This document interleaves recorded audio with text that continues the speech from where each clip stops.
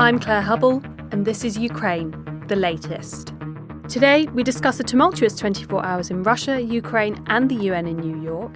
And we ask whether EU countries should follow Germany in granting asylum to Russians fleeing conscription. Plus, we analyse dissent in the Russian Federation and hear from our reporter on the ground in Italy for the latest on the election there and its potential impact on the war in Ukraine. We are facing a very serious crisis in energy caused by Putin's war in Ukraine. Nobody's going to break us. We're strong. We're Ukrainians. Every weekday afternoon, we sit down with leading journalists from the Telegraph's London newsroom and our teams reporting on the ground to bring you the latest news and analysis on the war in Ukraine. It's Friday, 23rd of September, day 212. And today I'm joined by Associate Editor Dominic Nicholls, Associate Comment Editor Francis Durnley, our regular reporter Colin Freeman, and our Italy correspondent Nick Squires. Dom, I'd like to start with you. Could you talk us through the main updates in the military space from the last 24 hours? Hi Claire, hi everybody. The main bits and pieces from the battlefield in the last 24 hours is the referendum in the four areas of Ukraine: Luhansk, Donetsk, Zaporizhia, and Kherson oblasts are underway. I will talk about those in a little while.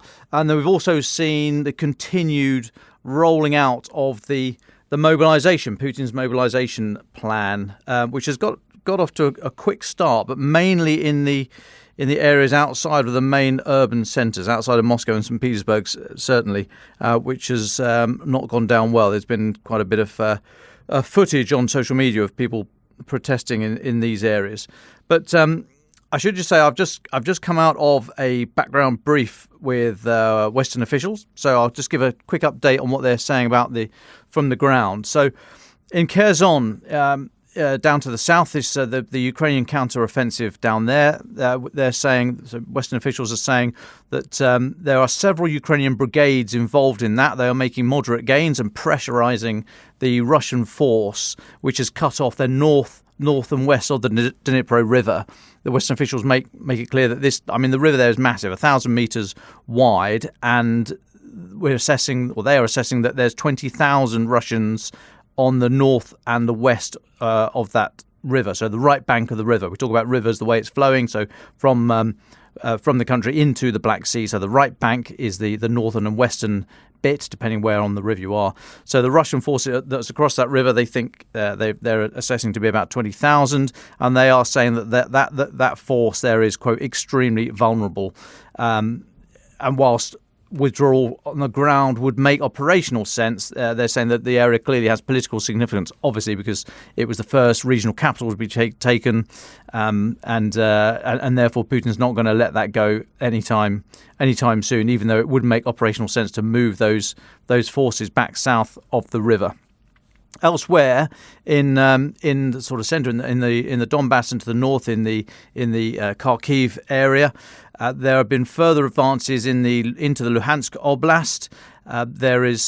There's mixed reporting about the town of Liman, whether or not that has fallen to Ukraine. I'm not convinced it has. I've seen numerous reports on both sides, but I mean that is deep into where areas previously held by Russia, and if that falls, then you're very quickly on to Lysychansk and Severodonetsk, and really starting to eat into the Russian-held areas there. So Western officials saying that, quote, Ukraine's in a position now to threaten further advances into Luhansk Oblast, and they say this would cut into the bone of Putin's noted strategic operations and unambiguously show Russia's war is going the wrong way.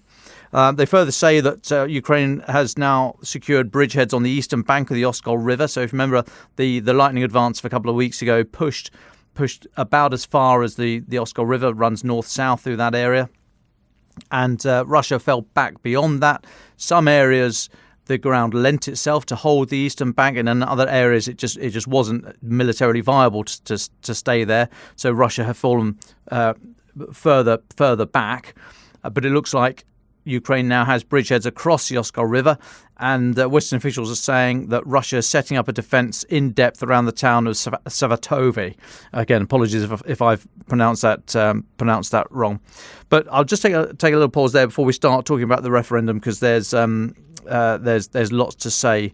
Lots to say on that one. But just before I do so, I asked the Western official about the mobilisation and whether or not this meant there was any change from Putin's original maximalist aims, i.e. taking the entire country, decapitating the leadership in Kyiv, and so on and so forth. And they said that basically, no, they've seen nothing to indicate that his aims, even though he's now saying it's all about the Donbass, and in his words, liberating the Donbass, there's nothing to indicate his original aims to subjugate the whole of Ukraine have changed. They're saying, however, you may remember that he said that his aim there would be to do so without mobilisation, and the fact he's now having to rely on that is an indication the plan's not worked. And if it was unviable before, Western officials now saying that it is completely fanciful, their words. And the decision to mobilise is the start of the erosion of this fiction. So clearly, the assessment is that Putin still wants to take the entire country. He wants to deny Ukraine's existence, to wipe it out as a cultural, independent, economically viable, sovereign state. And even though there's this mobilisation, which we will talk about at length, I'm sure, that's likely to have very little impact on that overall. But they're assessing that Putin's overall war aims have not changed. Thanks very much for that, Dom. Listeners yesterday might remember that we mentioned a mystery drone that washed up in Crimea. Yeah, I've got a story in today's paper. It will be online. So this is, and I suggest you have a look at the navalnews.com website and H. Sutton's Twitter space. He owns Covert Shores, or he is Covert Shores. Very reliable source there. So basically, this thing that's about the size of a kayak, so 10, 15 feet long, not exactly sure what it is, where it's come from, but it's washed up on in Crimea near on a beach in Omega Bay, which is right next to the Sevastopol naval base. And this craft, it's an uncrewed surface vessel, so a drone basically, but it's a single craft. So there's no room for a person. It looks like it's got a single inboard motor, steerable water jet at the back, so it's going to be quite fast. It will have a very low radar cross section, so almost impossible for any surveillance kit, land or sea based, to pick it up out on the open sea. It had a mast-mounted camera, so a FLIR, forward-looking infrared camera, so basically a day-night camera, and also it's got a flat antenna, which is either used for navigation or comms or both. And there's another camera in the bow, or a sensor, something forward. We're not quite sure what that is, but that might be either a rangefinder or maybe some kind of camera, possibly a thermal camera. We're not sure. But very intriguingly, right in the bow, there are two forward-facing sensors that could be proximity sensors or could be contact fuses. So the suggestion is this might actually have a sort of suicide drone capability. So you can ram it into a Russian ship, Russian submarine, and there'll be some explosive on board. Now, the local authorities there say that it was taken out to sea and destroyed. If that's correct, it suggests that they either knew or suspected that it did contain explosives. However, I'd be quite surprised if they did that. Actually, having a prize such as this turn up, I'd be very surprised if they did just get rid of it. They're probably picking it over as we speak. But I mean, this comes days after, you remember, the Russian fleet of Kilo-class hunter-killer submarines were moved from Sevastopol to a base a couple of hundred nautical miles further east in Russia itself. And that was put down at the time. So I think it was Tuesday of this week that the UK Defence Intelligence tweet was talking about this move, and it was assessing that it was in light of Ukrainian ability to target Crimea, which was assessed at the time as kind of HIMARS-y MLRS long-range precision artillery, as we saw the kind of blasts on Saki airfield on Crimea. But maybe they knew, I don't know, maybe Defence Intelligence knew, or maybe it was just this move by the Kilo-class fleet was a recognition that there was something out there, these drones, perhaps. We don't know. But what we do know is that this thing has turned up, assessed as being Ukrainian. Ukraine said nothing about it. But it does look to be some kind of autonomous or a drone that's clearly got a camera on board. Whether or not it's got a weapon, that's speculation, but I think informed speculation.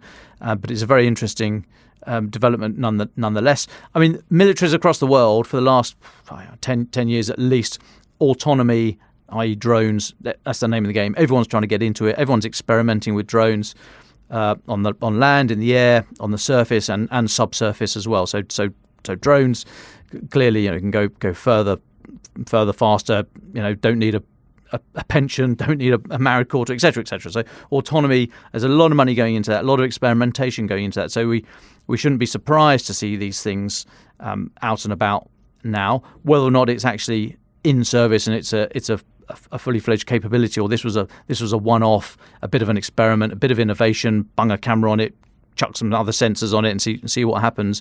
I mean, Ukraine have form here. They've done amazing things with drones. How they've sort of weaponized the little quadcopters. So it could well be an innovative project from them.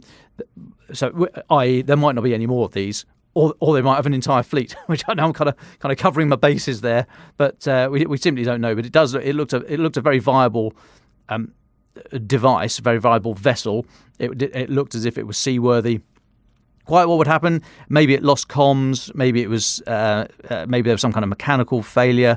Maybe the control system was hacked in some way, such that it then floated free and landed up on the beach. We don't know. But yeah, an innovative use of new novel technology nonetheless. But like I say, it's online now. If you want to have a look, go and have a look. But yeah, it's on navalnews.com as well. Thanks very much for that, Dom. Really fascinating stuff. Just quickly, again, touching on a story we discussed yesterday, there's been an update to the freed prisoners of war. The latest line is that Roman Abramovich was bizarrely involved. Could you just take us through very quickly the latest on that, please? Yeah, and it will be quick because we're still not really sure quite what his involvement was. So Russian oligarch Roman Abramovich, who asked where he, apparently the freed British prisoners of war asked, where have you come from? He said London, which is, I mean, he's not necessarily from London, but it kind of implies, we're thinking maybe he's trying to gain favour and try and get some of his seized assets back. We're not quite sure, but yeah. So what his role was, and of course that was for the British prisoners of war. You've also got Mohammed bin Salman, the Crown Prince of Saudi Arabia. He was involved, we are told, personally involved, but the Kingdom of Saudi Arabia were intimately involved in negotiating this prisoner swaps earlier this week. 215 Ukrainian or prisoners of war that were fighting for Ukraine, including those 10 Westerners, were exchanged for 56 Russian individuals, which included one of whom was Viktor Medvedchuk, the prominent politician and close ally of Putin. So we are no further forward. Is the breaking news? I'm afraid we're still trying to work out exactly what happened here and quite how this worked, and whether or not these individuals, i.e. Abramovich and Mohammed bin Salman, are positioning themselves for similar roles in the future. I would have thought, this might be a little bit tactical, I suggest, for Crown Prince of Saudi Arabia. He might be trying to position himself as a broker for any peace negotiations down the line. There are close ties between Saudi Arabia and Russia that we know of, and there's obviously the impact on global oil prices. So Saudi Arabia is intimately involved in this, and of course the backdrop to a lot of this is Saudi Arabia and MBS in particular trying to sort of rehabilitate the reputation after the murder of Jamal Khashoggi, the journalist who was hacked to pieces in Turkey, in the Saudi embassy in Turkey. So there's a lot of ground to be made up here. Quite how far this goes to doing that, I'm not entirely sure, but I think we are going to see KSA, the Kingdom of Saudi Arabia, and the Crown Prince involved later on. Quite whether Mr. Abramovich turns up with a load of iPhones, as we are told he had to hand out so the folks could ring home. I don't know if we'll see him again, quite how he got involved in this, but so not a great news report, I'm afraid. But we're trying to bottom all this out. Great, thanks for that. Next, I'd like to come to you, Francis. Yesterday, you touched on the Russian conscripts believed to be leaving Russia following Putin's announcement on conscription. Have there been any more updates on this topic? Thanks, Claire, and good afternoon, everyone. Yes, yesterday I talked about how Lithuania, Latvia, Estonia and Poland are imposing a ban on entry for Russian citizens, including those who have Schengen visas issued by third countries. They cited the security risk as their main motivation for doing so. But there's actually been an update in this space in the last 24 hours, as we now hear that Germany is preparing to take Russian deserters refusing to fight in Ukraine after the mobilisation has sparked this mass exodus that we talked about at length yesterday. So the government in Berlin have said that it will continue to offer political asylum to those, quote, courageous, close quote, enough to oppose the Russian president's war in the neighbouring country. The Interior Minister has said, quote, deserters threatened with serious repression can, as a rule, obtain international protection in Germany. Anyone who courageously opposes Putin's regime and thereby falls into great danger can file for asylum on grounds of political persecution. Now, this is controversial for reasons that we've discussed in the podcast in the past.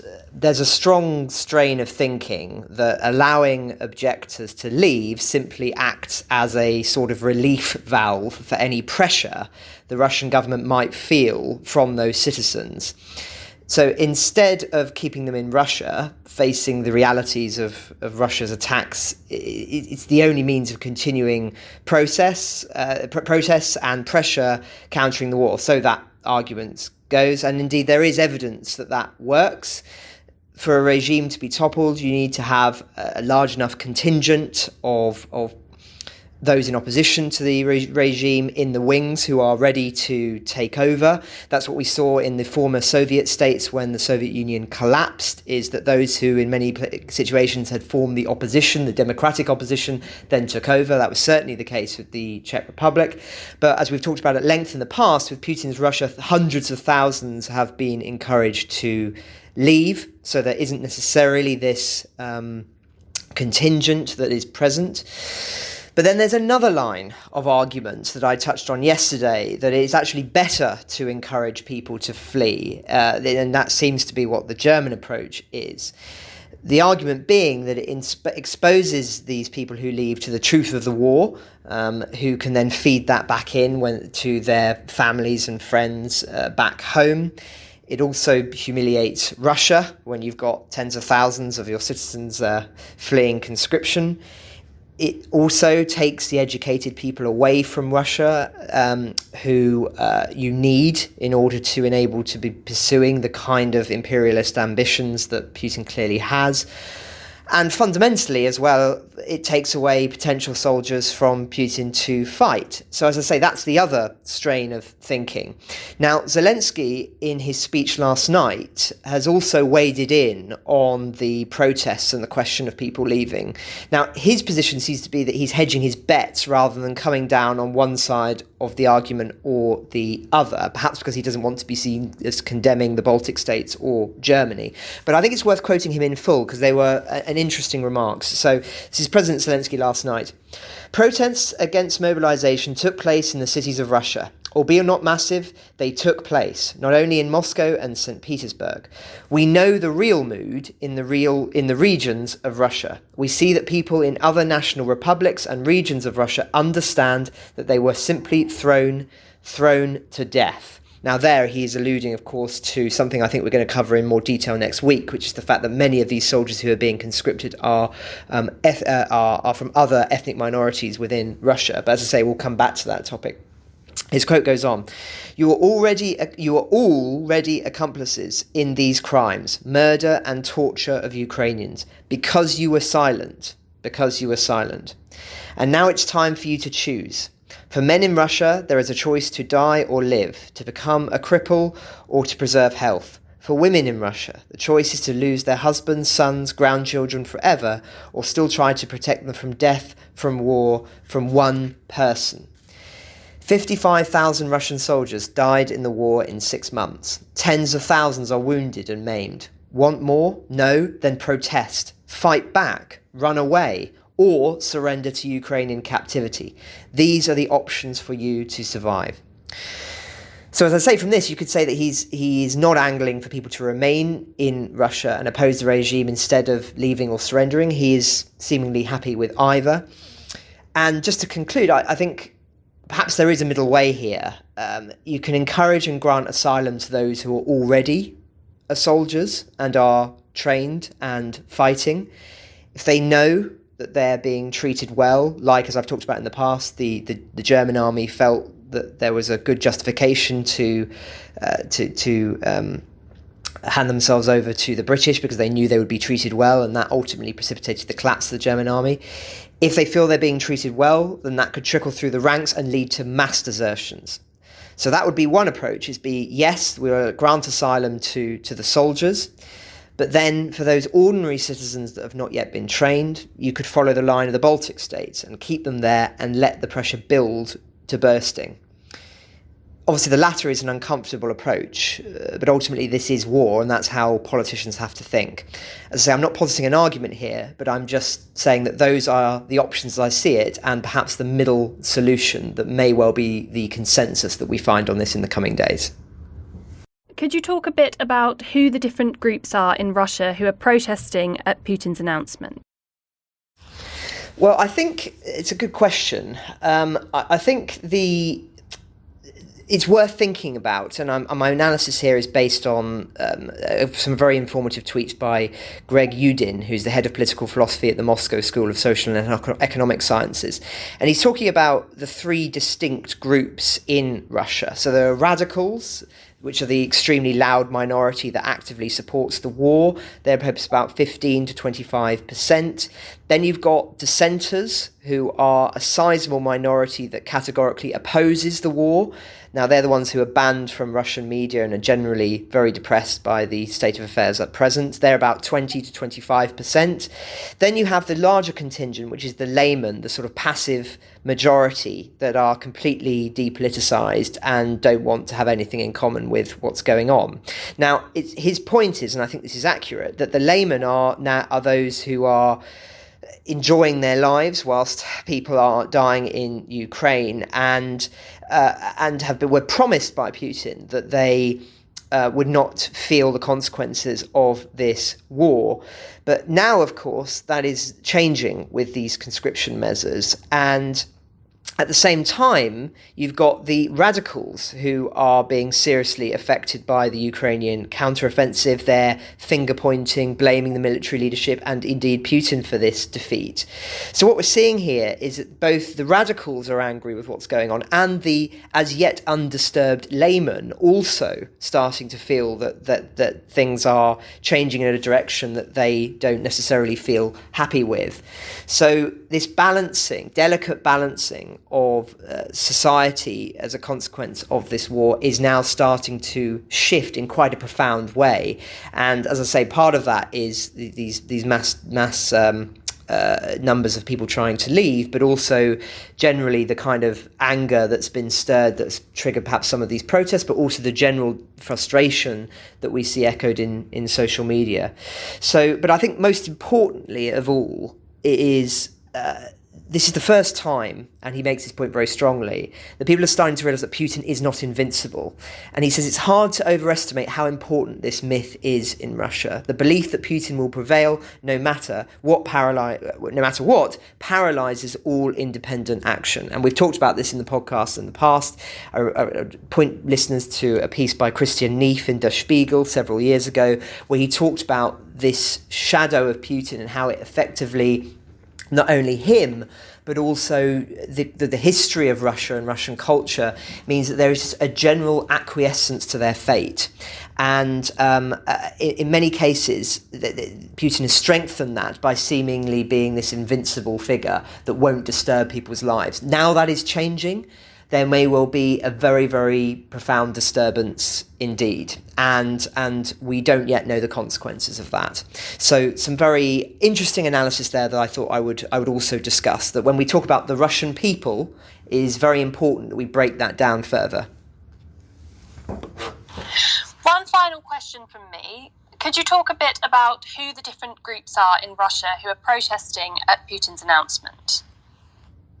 Yes, well, that's the big. Those are the groups that I've just mentioned. But I think that the main core of the protesters are the ones who are already proactively dissenting against the war. So the sort of sizable minority that I alluded to a moment ago, 20-25%. I think they are the majority of the people who felt strong enough at this moment of national anger to come out. But as I say, I think there's also evidence as well that there are large contingents of the laymen who perhaps also have joined in some of these protests because they don't like the idea of being conscripted. So that, I think, is the lay of the land at present. Brilliant, thanks for that, Francis. So discussing protests leads us nicely to our next guest, Colin Freeman, who interviewed a group you might call Russia's original protesters, Pussy Riot, which you can find in today's issue of The Telegraph and online at telegraph.co.uk. Colin, thank you so much for joining us. Could you give us a brief overview of who Pussy Riot are and why they're such a controversial group within Russia for our listeners who might not be familiar? Yes, Pussy Riot are an all-girl punk collective. They formed in Moscow in 2011, and they sing and campaign about civil liberties, LGBT rights, and feminist issues, that sort of thing. Perhaps not that different from a lot of groups in the West, you may think. However, what you have to bear in mind is this is Russia, and these kind of things are not taken for granted there. So when they first started, they specialised in kind of what you might call guerrilla gigs, where they would suddenly appear outside a prison or indeed in Red Square, and suddenly put on a show. I say a show. This is not music in the normal sense. They brandish guitars, drums, basically any instrument that can make a noise, make a heck of a racket, and then shout out their protest lyrics. Meanwhile, wearing brightly coloured balaclavas. It's music as a form of protest, really. And from what I've seen, I think they usually last a few minutes, sometimes a bit longer, before the security police turn up mob-handed and drag them away. They were around for a couple of years, and then in 2012, that was when they really gained notoriety, when they did one of these guerrilla gigs at a cathedral in Moscow called the Church of Christ the Saviour. They sneaked in there, past the watching eyes of the nuns and the security guards, and then performed this song. I'll give you some just a taste of the lyrics, which gives you a sense of how they see Russia and how they see Putin. Mother of God, rid us of Putin. Liberty is gone. Gay pride sent to Siberia in chains. Shit, it's God shit. Now, excuse my French there, but that, I think, shows you, perhaps explains why this caused such outrage in Russia, especially given that Putin has formed this alliance of convenience with the Russian Orthodox Church. Pussy Riot were accused of blasphemy at that time, and were eventually sent to prison for 3 years apiece. The three main people involved in this particular protest at the cathedral. That then made them prisoners of conscience in the West, people complaining that these sentences were far too high. The band themselves just said, look, this was a joke, we're jesters. But since then, they've become quite famous, pretty famous worldwide. They are currently touring in the UK. One of them has actually escaped from Russia. The other two have just left on their existing passports.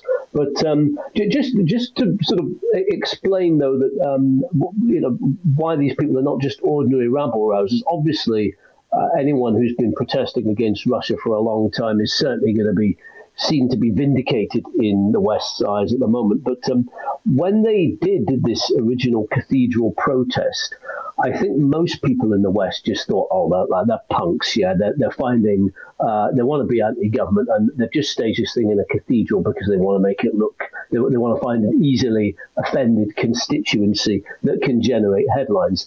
What they were actually protesting at the time about specifically was Putin's alliance with Patriarch Kirill, who is the leader of the Russian Orthodox Church. They both share this rather conservative vision of the greater Mother Russia, all about breeding for the nation and so on and so forth. Patriarch Kirill has since become, since the war in Ukraine, one of the very prominent cheerleaders and ideological sponsors of the war. He's met with Russian troops and described this as a kind of holy defense of the motherland. And as a result of that, many of the churches in the West have been saying that he should be kicked. The Russian Orthodox Church should be kicked out of the World Council of Churches for actively supporting a war of aggression, to quote former Archbishop of Canterbury, Rowan Williams. And Patriarch Kirill was also put on an EU sanctions list back in June, but was then removed last minute after objections from Hungary. But I think what that shows us is, though, certainly Pussy Riot were not just a bunch of anarchist punks making trouble and generating headlines. They were quite ahead of the game in a way in identifying this rather worrisome alliance between, or this rather worrisome way in which Putin has co-opted the moral authority, if you like, and perverted the moral authority of the Russian Orthodox Church into this war in Ukraine. Thanks for that, Colin. As you've just mentioned there, you spoke to the band during their tour in the UK. How safe would these women be if they were to return to Russia? Well, that's a good question. One of them, Maria, who was one of the ones who actually took part in the original cathedral protest, she escaped from Russia back in April time. She had been back in jail several times. She was actually in jail when the invasion of Ukraine started. She was then released, put under house arrest, and then was told, though, I think, as the security climate during in the wake of the invasion worsened, she was told she was going to get sent to a penal colony to be held there rather than being under house arrest. And so, with the aid of some friends, she escaped from the apartment that she was ordered to, be on bail in, from under the noses of some security agents who were apparently staking the place out. She escaped dressed as a food delivery person, a kind of Uber food delivery driver. Apparently, she just borrowed a uniform and got a friend to go into the flat, into the apartment block, dressed in food delivery uniform, then borrowed that uniform and went out herself.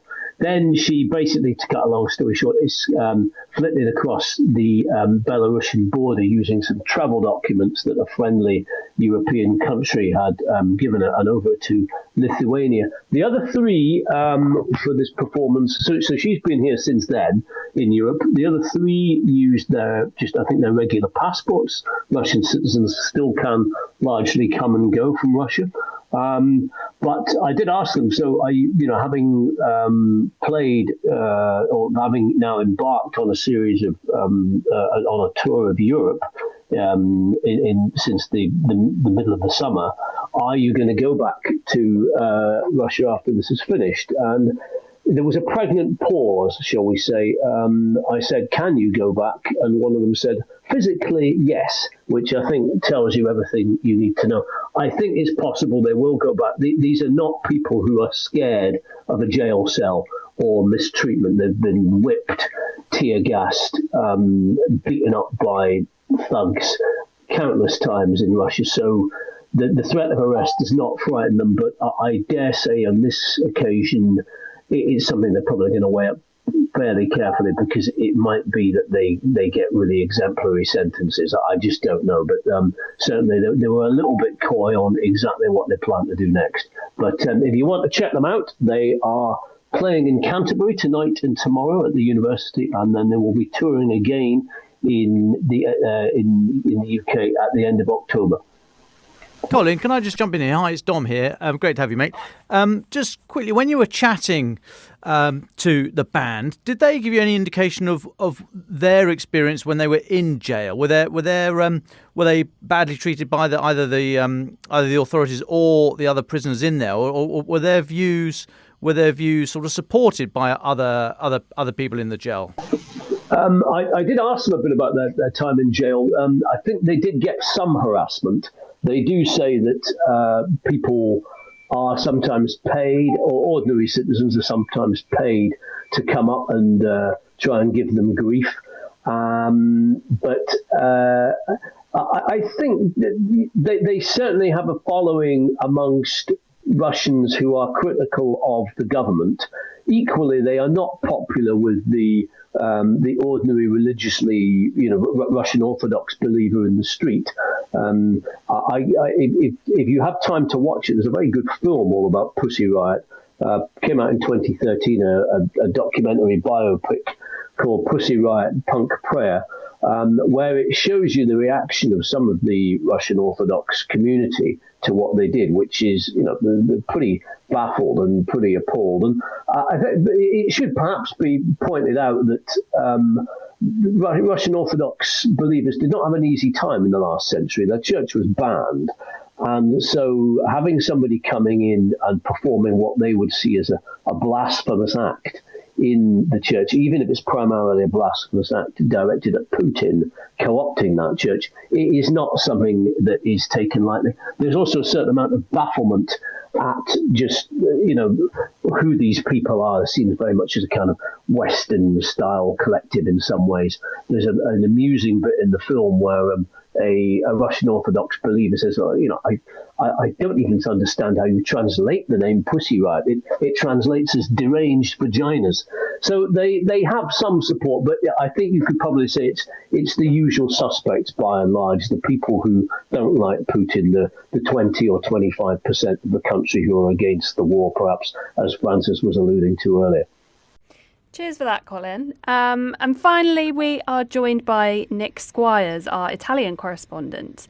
Nick, it's great to have you with us. With the Italian election on the horizon, it would be great if you were able to weigh in on its implications regarding Russian sanctions and the Ukraine invasion more broadly. So, yes, thank you for having me. Just to sketch out the general picture, we have a general election here on Sunday, and all the polls suggest that election will be won by a centre-right alliance consisting of three parties.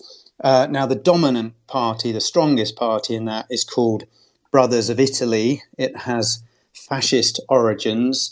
It's led by a woman called Giorgia Meloni, who's tipped to become Italy's first female prime minister. Now, in terms of Ukraine and sanctions and Italy giving weapons to the Ukrainians in their fight against Russia, she has very much towed the line of the outgoing government of Mario Draghi, former European Central Bank president, in that she says we're totally behind the Ukrainians, we're behind NATO and the EU, and she's espoused very much a sort of Atlanticist approach and has tried to give the message that, in government, I will be a safe pair of hands and I will continue that policy of support. However, her two allies in this coalition have very different views. One of them is Matteo Salvini, who's the head of the hard right League party.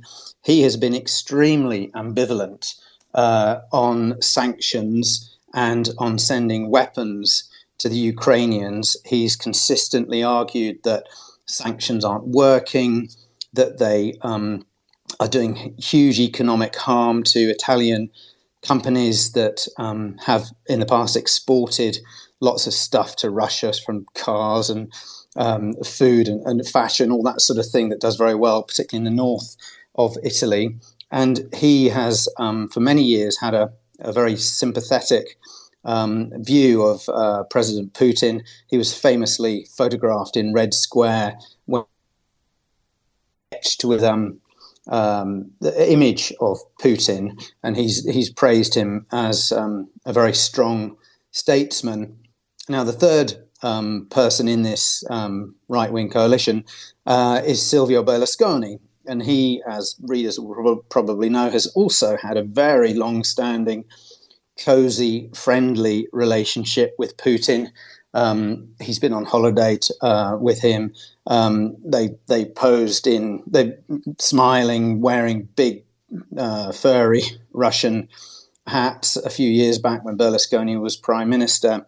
So he has been very much a cheerleader of Putin. He has rode back on that a little bit since the invasion of Ukraine in February, but it all rather came undone last night because he gave a rather extraordinary interview to an Italian current affairs program on TV, in which he, Berlusconi, said that, or claimed that Putin had been forced into invading Ukraine. He didn't really want to, according to Berlusconi. He'd been compelled to do so because of pro-Russian separatists in Donbass and by his party supporters, and that all he wanted to do, his objective, according to Berlusconi, was get to Kyiv in about a week, impose what Berlusconi called a government of decent people, of gentlemen, and then get out of Ukraine. And that would have been job done, according to Berlusconi. This has not gone down very well in Italy, as you can imagine. Hi, Nick. Sorry, it's Francis here. I just wondered on this question of what's going on in Italy and its ramifications more broadly. You alluded to the fascist past of the party that we're now expecting to be in the coalition. How much has that fascist past been denounced? Or do you think that strain of thinking is still actually beneath the surface of the party, and that some of the pronunciations that have been made condemning Putin and other things are actually somewhat illusory? Well, certainly Meloni, the head of Brothers of Italy, has bent over backwards during this election campaign and previously to say that she has nothing to do with fascism, that fascism has been consigned to the sort of dustbin of history. I think there are elements in her party, if not her herself, supporters at the grassroots level who are at the very least nostalgic for Mussolini and for the fascist era. It lasted about 20 years in the 20s, 30s and up into the war. Certainly speaking to ordinary Italians who support her, when I raise the F word, almost universally, people say, look, that's from decades and decades ago. I'm not a fascist. I don't want a fascist government. The days of political extremism are over. The days in which Italy was sort of riven by what they call the anni di piombo, the years of lead, the shooting and the terrorism between far right and far left. Those days are over. So I would say that she has an ambiguous relationship with the past. I think she's not really condemned it outright, but she's certainly trying to move away from that political legacy. Nick, hi, Dom here. If I could just jump in quickly. Great to have you on. So Berlusconi, I mean, what do you think happened there? Did the mask slip and we saw his previous very strongly pro-Putin views come through, or was this an absolute gaffe? I just wonder how far away from the base of his party those comments last night were, and therefore, do you think they're going to have any impact, sort of last-minute impact in the polls? Well, in terms of whether it was a gaffe, yes, definitely a huge gaffe, and he's put out a very hasty retraction just today, claiming somehow he was misrepresented, even though it's a TV clip for everyone to see. And he's reiterated that we, Italy, we're right behind NATO and the West. I mean, I would point out that he's 85. He's no spring chicken. He's coming up to his 86th birthday, and whilst there's by no means a suggestion of sort of cognitive decline, you know, the guy is not a young man anymore. In terms of whether it will make much difference at the election, I mean, he's already very much the junior partner in this right-wing alliance. His party, Forza Italia, which is probably the more moderate of the three, The poll suggests he'll get about 8% of the vote. So whether 8% might go down to 7% or 6% because of these comments, I don't know. But he's certainly the junior partner in this alliance that's expected to win on Sunday. Thanks very much for that, Nick. I'd like to come to our final thoughts. So over to you first, Dom. Well, I think we just need to keep an eye on this mobilisation in Russia. The protests against it are making great headway across social media. However, in the brief I had, like I say, about an hour ago with Western officials, we were asking about this, and they said, well, I mean, there have been bigger protests in recent years over a number of issues. So we should be careful about saying this is the start of the crumbling of Putin's regime. If it carries on, of course, that will be significant. So let's keep an eye on what's happening over there. And of course, just the final point there is that the really interesting thing here is that for many, many months, the first few months of this war, the news wasn't feeding into Russian society. If it was going anywhere, it was to the to those in the establishment, in the government, and to those sort of the hardcore right-wing ultra-nationalists, and they're never going to have their opinion swayed, and they were, albeit sizable, but still a minority. It was only really after the attacks on Crimea, the Saki airfield attack, for example, and we saw those long queues of people trying to flee Crimea, that those messages from those people were going back into Russian society. And now we get all this. So this is the first time that Russian society has really been bombarded by this. And I don't think they'd be so stupid as to still be dancing around the head of a pin of what's a special military operation and what's a war. So this is the first real time that news and the consequences of these of Putin's actions are really being shoved in front of society. So we really do need to keep an eye on that. Thank you. And Francis, if I can come to you. Now, there are a couple, if you'll permit me, very brief. I talked yesterday at length about this question of China intervening and potentially putting a stop to Putin's nuclear rhetoric. I was quite struck by a tweet put out only an hour ago by the Minister of Foreign Affairs of Ukraine, saying that he met with State Councillor and Foreign Minister Wang Qi to discuss relations between Ukraine and China. My counterpart reaffirmed China's respect for Ukraine's sovereignty and territorial integrity, as well as its rejection of the use of force as a means of resolving differences. So if that is a sign of China putting itself more sympathetically towards the Ukrainian democratic side of the argument, then that can only be a positive thing. Perhaps it's indicative of conversations taking place behind closed doors at the UN, which may signal some kind of shift in policy. We may never see the ramifications of this publicly, but if pressure is being put on Russia by China, then that may well lead to a shift in the dial of this kind of rhetoric that we were talking about at length yesterday. So just wanted to make a quick reference to that. But my final thought comes again to an issue which we still want to cover in more detail. But as I say, information is still currently quite scarce that's verifiable. But we are hearing that a US envoy has said that Russia has now forcibly deported up to 1.6 million Ukrainians. And they have urged a UN-mandated commission of inquiry to investigate this.